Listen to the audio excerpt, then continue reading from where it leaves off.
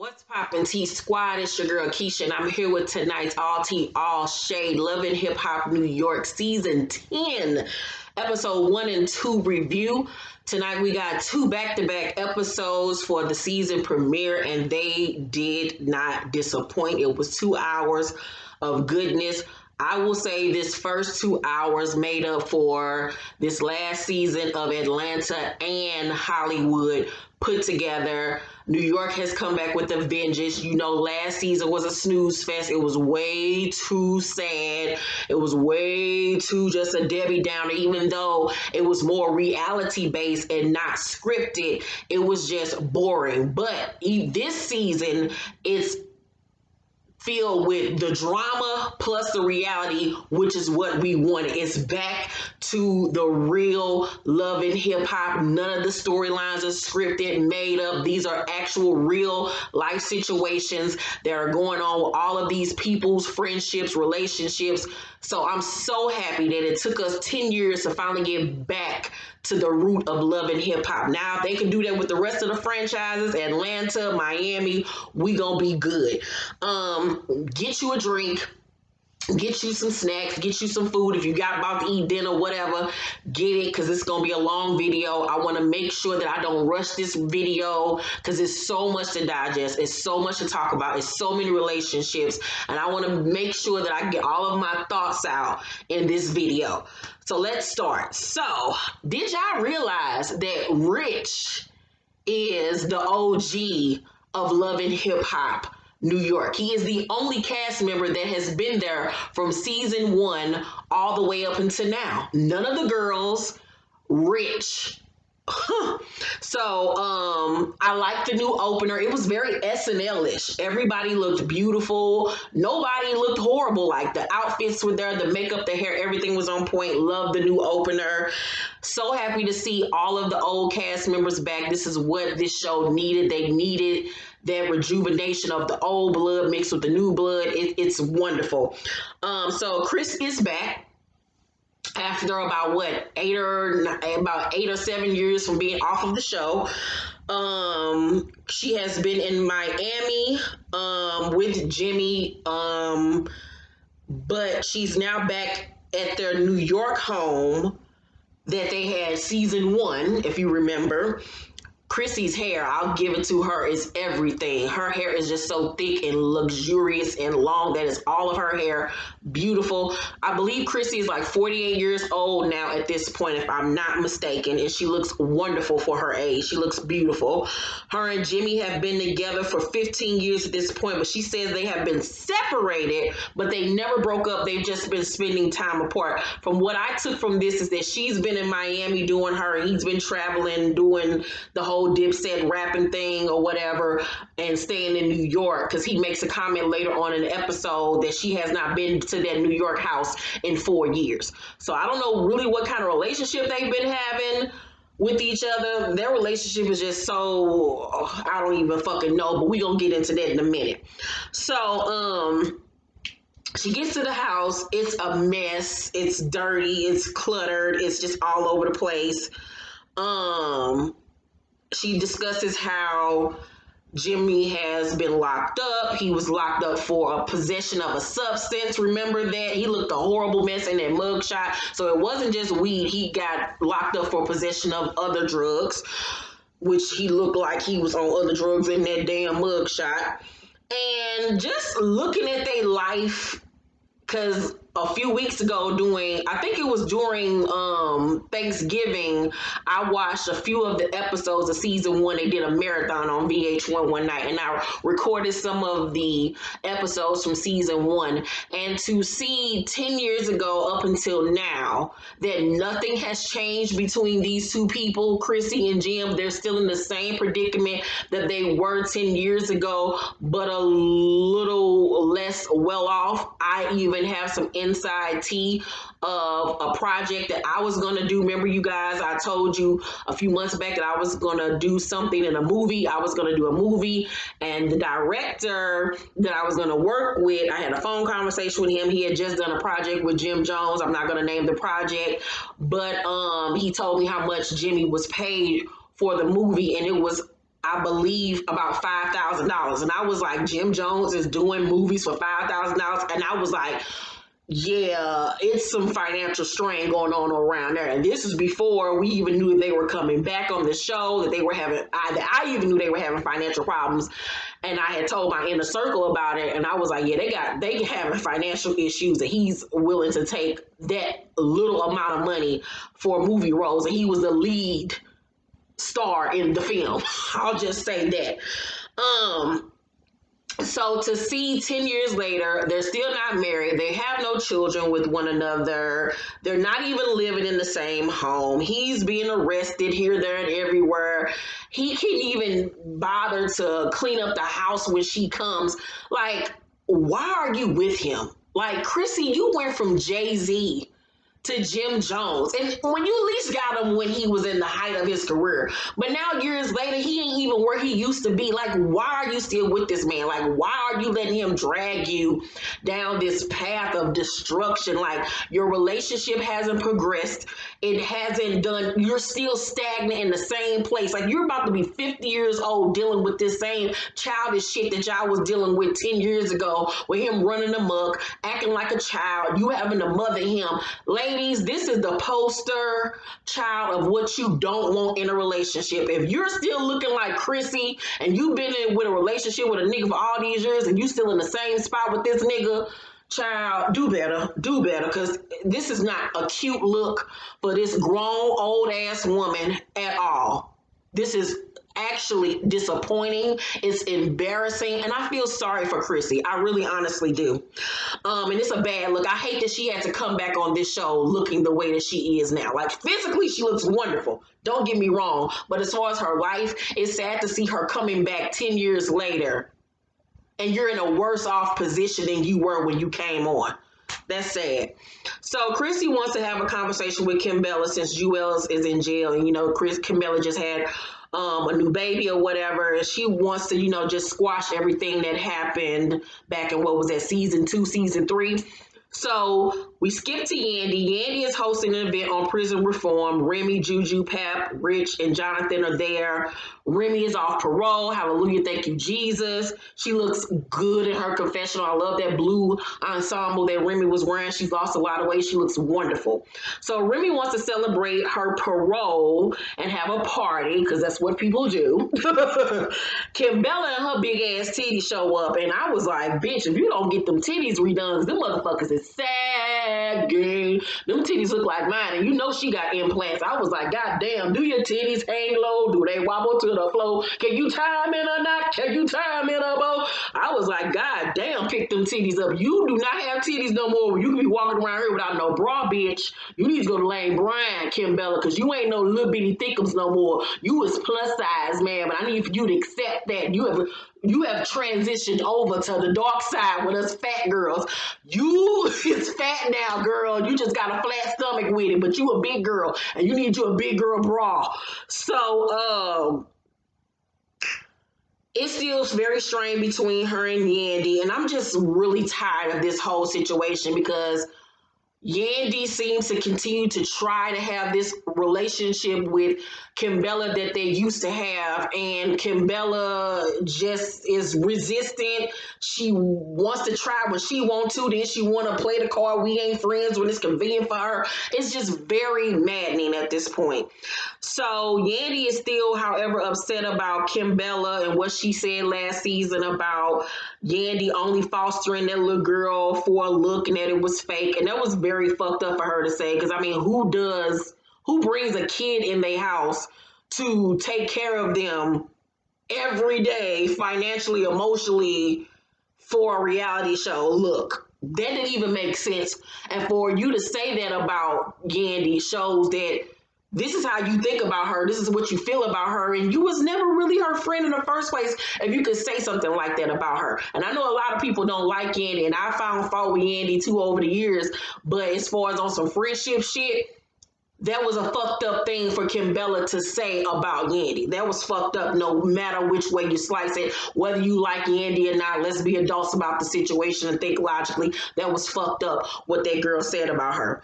So Yandy tells Kimbella when they sit down and talk, and the conversation is, like I said, awkward and strained. It's obvious like they're forcing the conversation, that Mandices will be coming home soon. I told you guys about 2 weeks ago that he is home already. They just haven't announced it, but Mandices is back home.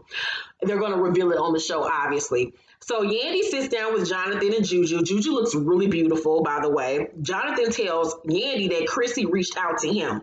Yandy in her confessional say, I was the support for everyone in Jim's life, and I guess Chrissy didn't like that very much.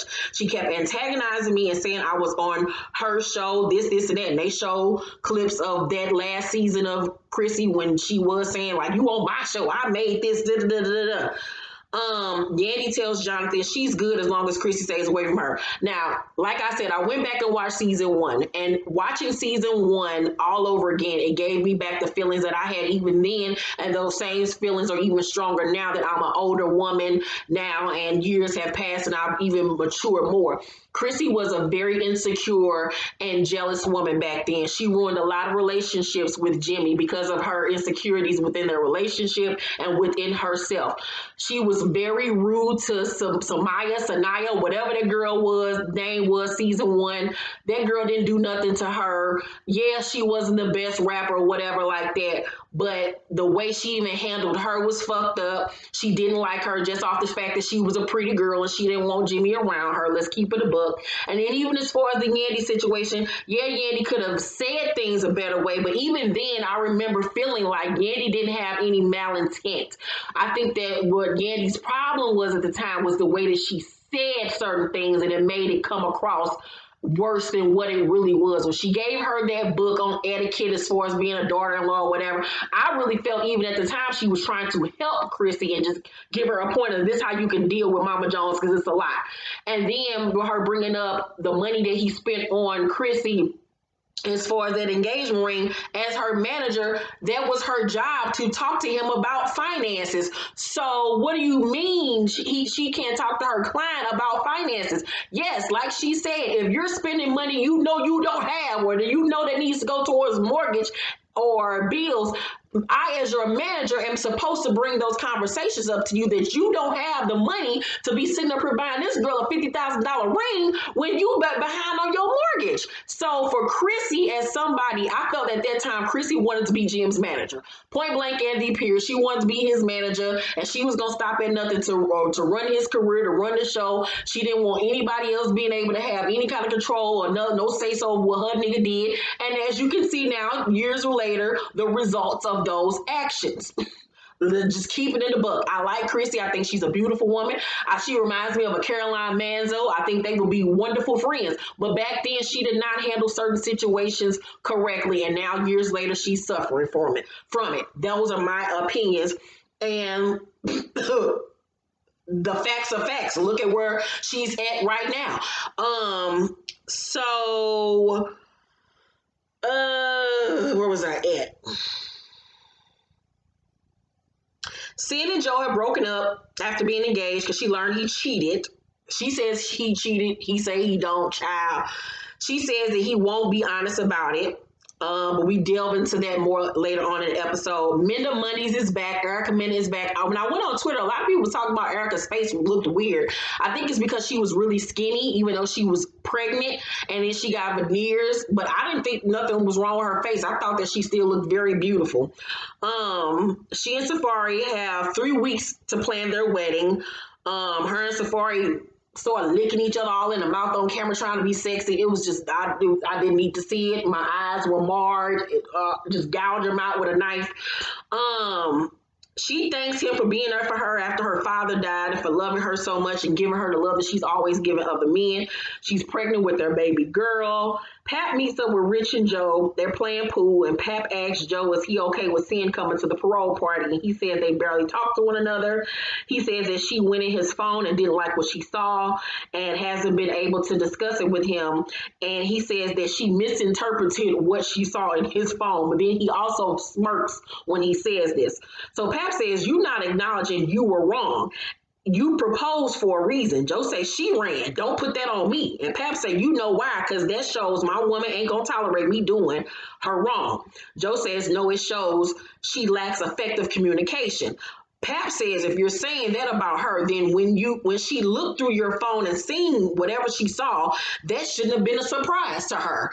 And I just love the fact that Pap held this nigga accountable, because we do not see a lot of men, period, whatever race, color, creed you are, we do not see a lot of men holding other men accountable about their bullshit ass behavior. And I feel if more men held their male friends accountable, there would be less cheating and less dogging women out and playing them and lying to them. And if more motherfuckers like, yo, the way you moving ain't cool, dog. All you lying to her, leave that woman alone. You doing wrong. And I love the fact that Pap held him accountable. So shout out to Pap. That was a wonderful thing to see.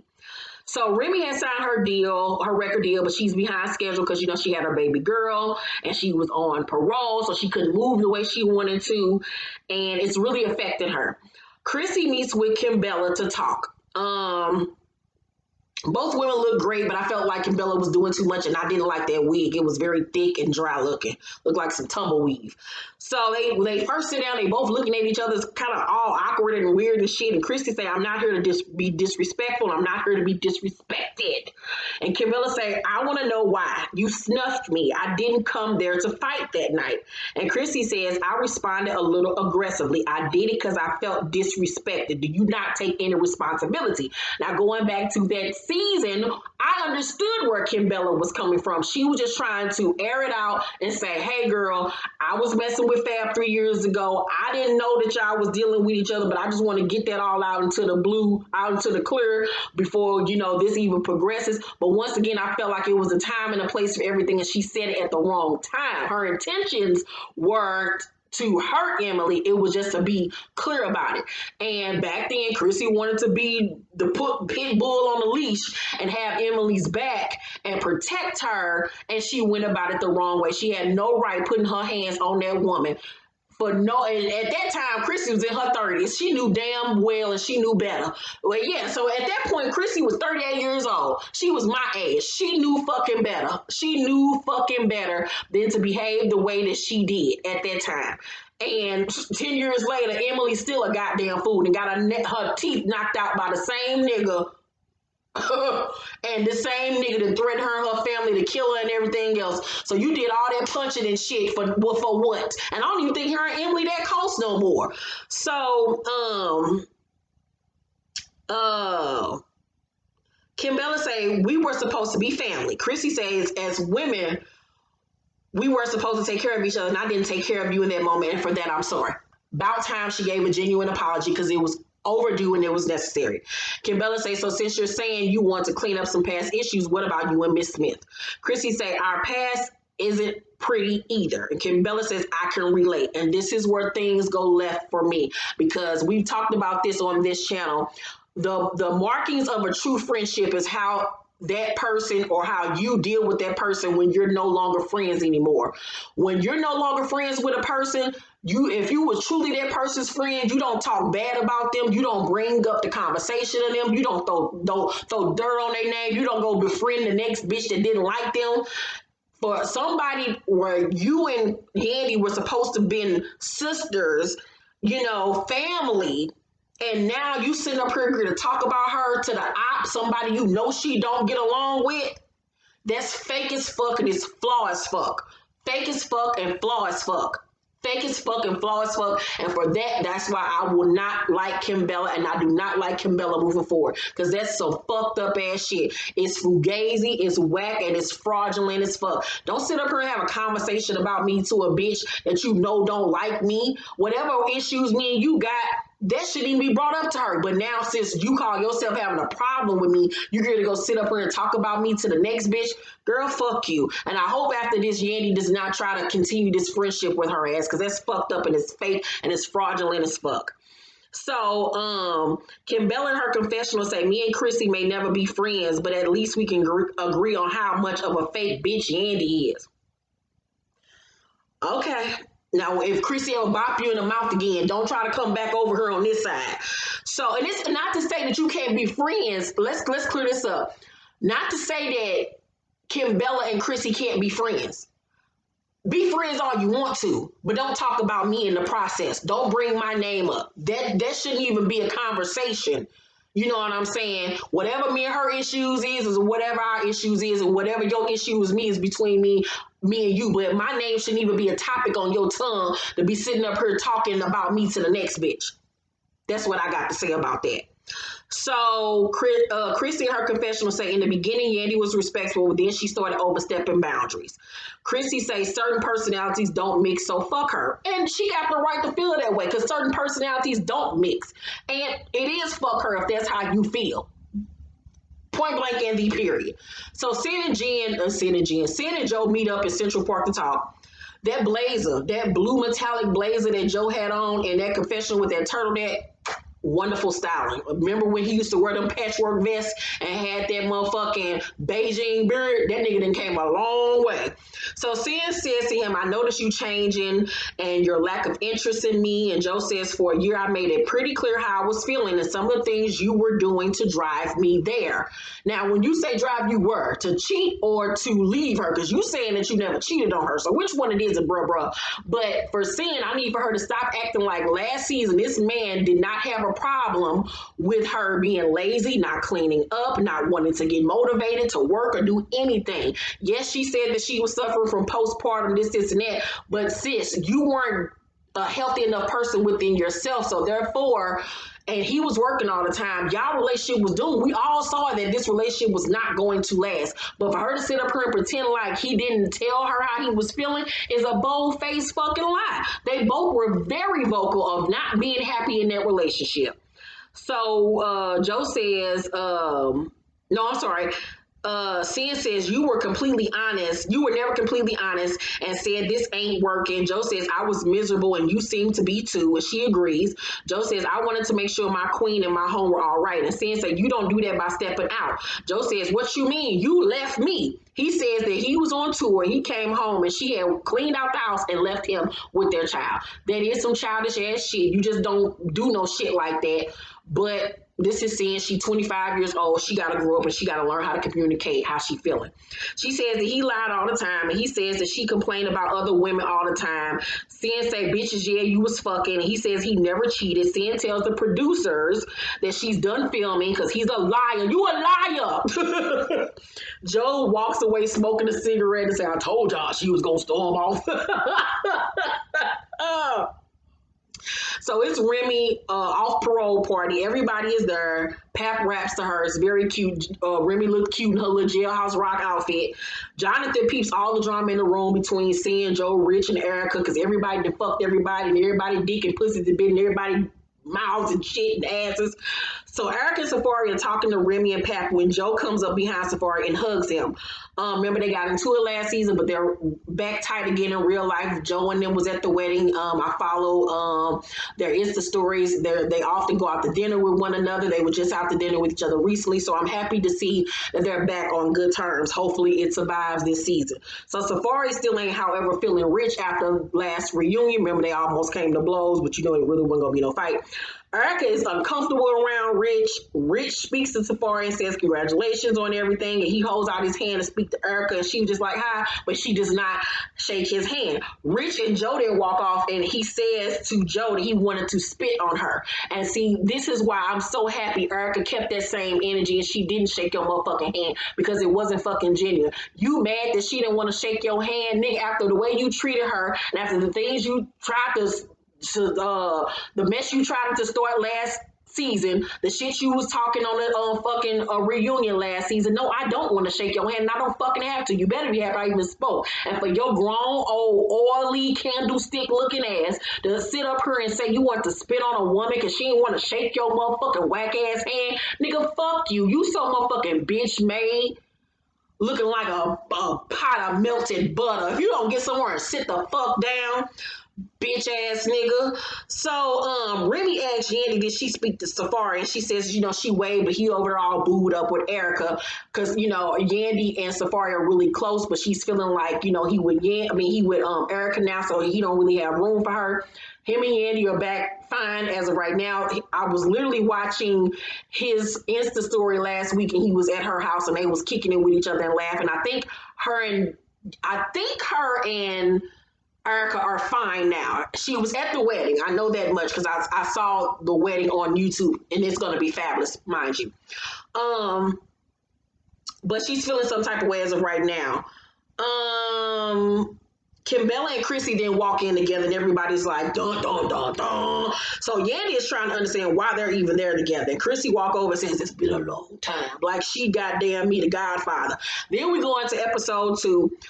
In the trailer, we see that Olivia does come back. I was like, they brought back everybody, and Olivia didn't come back because I had just went on Olivia's Instagram within like this year, and I saw that she didn't really have much going on in her life, so I was like, she needs to come back. So I'm happy that Olivia is going to be back. Her and Rich are going to, talk about why they don't work with each other, whatever. So at the beginning of the episode is Chrissy, Juju, Kimbella, and Yandy talking. Chrissy says to Yandy, let's talk so we can move on and leave all that shit behind us. You did some things I didn't understand. You tried to puff up too much. When you tried to question the way Jimmy spent his money on me, that was a problem. Now, see, the other stuff was fine, but it was the comment of you tried to puff up too much, which gave me pause because what you mean I tried to puff up too much? You wanted me to be a punk? And that's the thing with Chrissy. I feel like she don't like for anybody to question her or say anything to her. She wanted Yandy, like Yandy said, to be like a yes person. And when she wasn't that was a problem. Because what you mean I puffed up too much? Bitch, I'm supposed to let you talk to me any kind of way? No. Now, the other stuff, if you had a problem with her saying how Jimmy spent his money, whatever. But that was her job. So I don't even understand where you coming from. That was her job. I can see if she was just a bitch she was cool with. You know what I'm saying? But she was his manager. That was her job to question how he spent his money, girl. So 10 years later, the fact that you can't own up to that, that just mind boggles me. So Yandy said, I don't remember doing that. If the accountant calls me and says your mortgage is backed up 3 months, you gotta limit your spending, but it was never a conversation of why you giving her money like that. And Chris said, girl, bye. And Yandy said, it was a constant, you ain't never gonna be this, you ain't never gonna be that. And Chrissy said, like, who? Like, I did that? And she was like, yes, always. Chrissy said, when you started acting funny with me, you should have known that was going to be the end of you and Jimmy's relationship. And yes, that was very much true. She should have saw the writing on the wall because that's what Chrissy wanted. At the end of the damn day, she didn't want there to be a relationship between Yandy and Jimmy. So, of course, I fall out with you. He going to follow with you because he got to sleep with me every night. He ain't got to sleep with you. So Chrissy says, and I just needed Chrissy to own up to her part, and she didn't want to own up to her part. And like I said, I felt like Yandy could have handled the way she said things better at that time, and she needed to own up to that part of it. So I felt like they both had things they could have done better back then, but neither one of them are willing to admit that.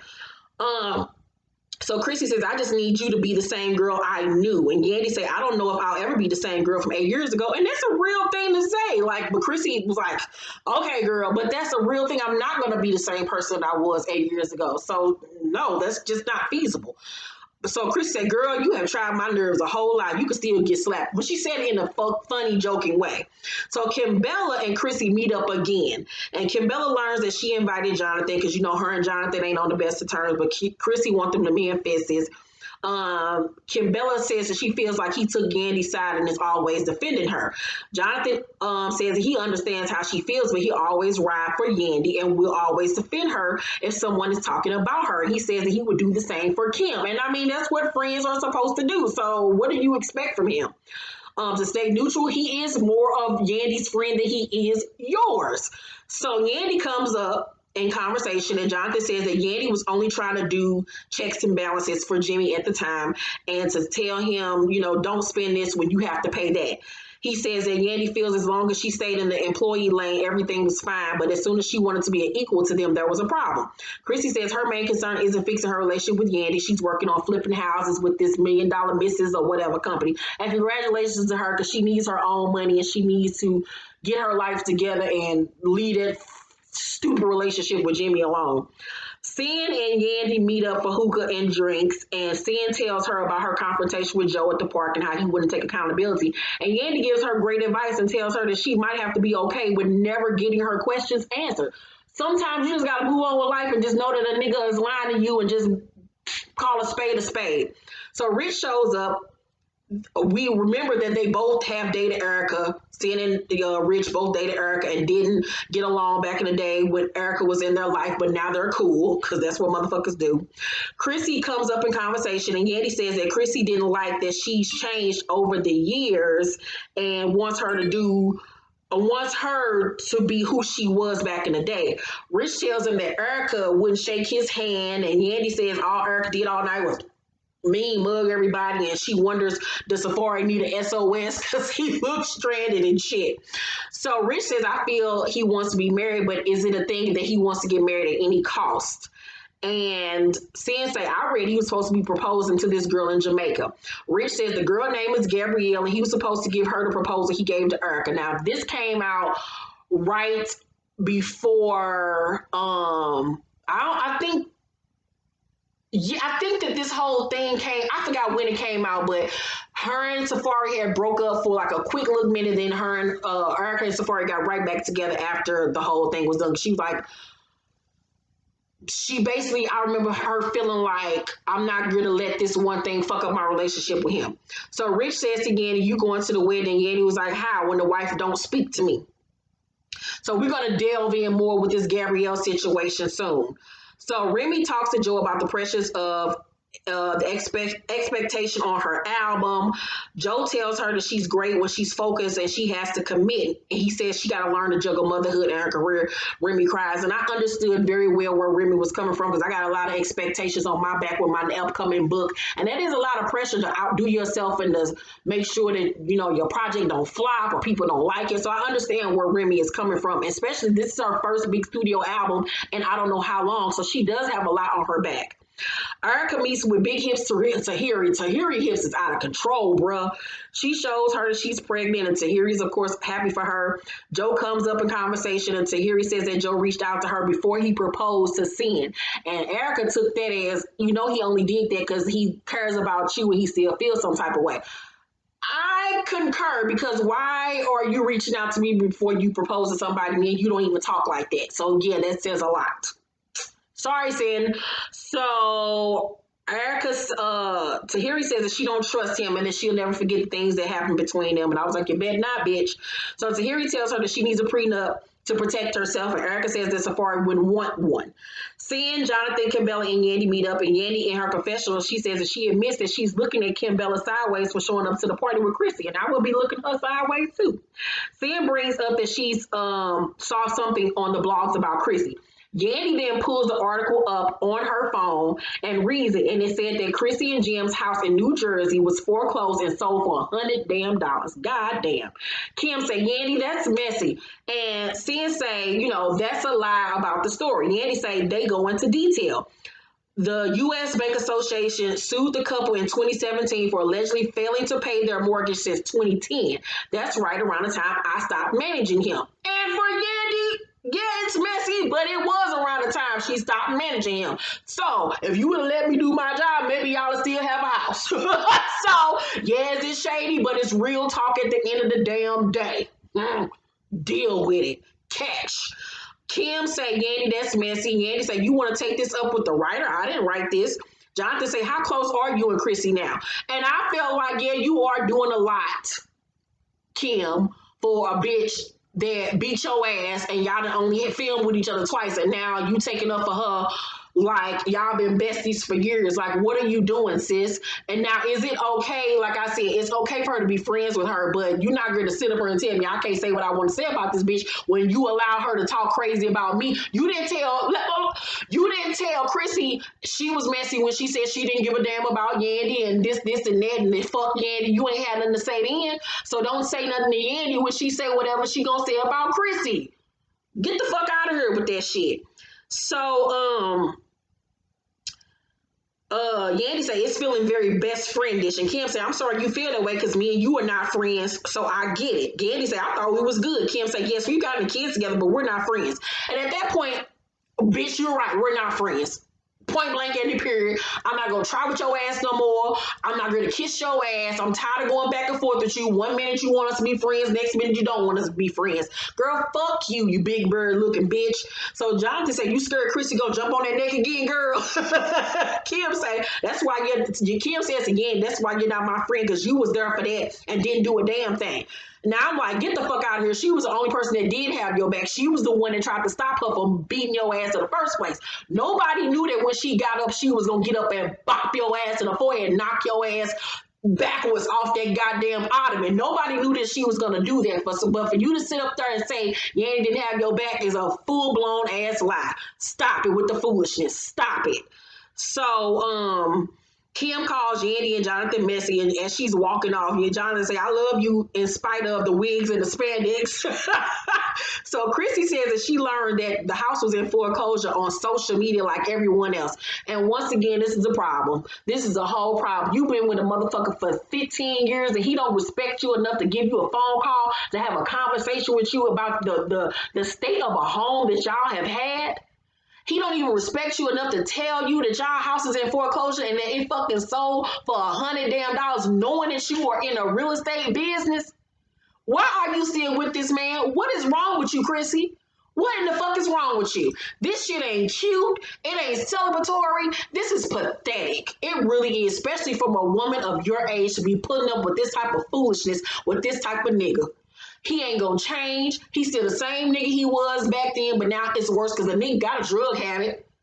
He ain't got no money like he used to. He look dusty and dirty. Like, you letting this motherfucker bring you down, and for what? Girl, if you don't leave that nigga the fuck alone, you making a fool out of yourself. And everybody on Twitter was dogging Chrissy. This wasn't like it was 10 years ago. Everybody on Twitter was talking about how she looked like a fucking fool when it comes to the Yandy situation and this Jimmy situation. So, girl, you need to get it together.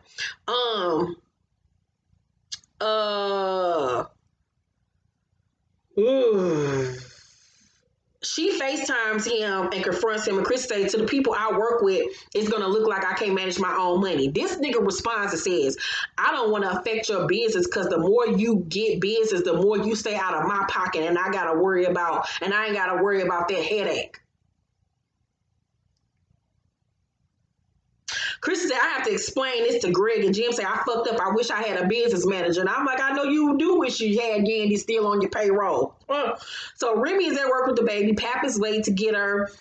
She got to go on stage for State of the Culture. He comes in late eating and shit. She annoyed. She complaining about not being able to be in the studio. She's just overwhelmed. Erica and Safari have people over to the crib. Tahiri is there and asks about the prenup. And Erica says she do want it. Joe arrives and sees Tahiri there. You know, it's some chemistry there. Erica reminds them both that they're both single and everything. And the producers asked Tahiri if she would ever get back with Joe, and she says she doesn't know as of right now. So she's thinking about it. Chrissy talks to her business partner, Greg, and tells her that she needs to address the situation with this foreclosure at the next $1 Million Mistresses or whatever the fuck the damn company name is meeting. And I'm like, okay, so you can have this man that you're in business with tell you that about your financial situation with you and your man, but when Yandy tried to do the same thing with her client, it was a problem. Okay. Erica takes Sephora to go see a lawyer. She brings up the prenup to his surprise, and he is blindsided by this. He tells her, you know, that she should have brought this conversation up before they came to this damn lawyer that he ain't never met before. And I agree. You don't do no shit like that. Erica was 100% wrong with the way that she handled it. She says that if he cheats, she gets everything. He says, you know, that's a given, but I'm not even on it. The producers bring up him messing with the Gabby girl who's going to be on Love and Hip Hop Miami.